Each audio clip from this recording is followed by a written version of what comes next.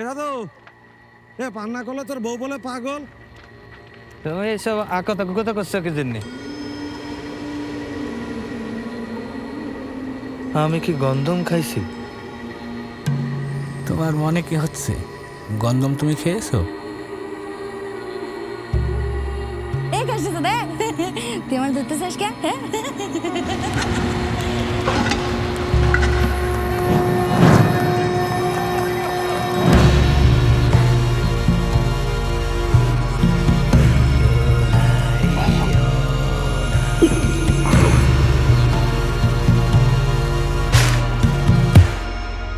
হাতে ওটা কি সাধু ভাই? তাল নাকি? তালের মধ্যে কি খুঁজছো ভাই?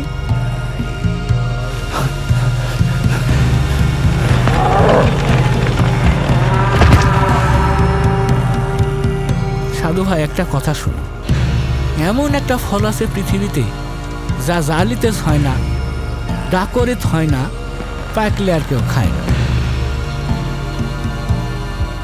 এমন একটা ফল, সেই ফলটাই গন্ধম। ধরো তুমি গন্ধম খেয়েই ফেলেছো, এখন তোমার উপায়?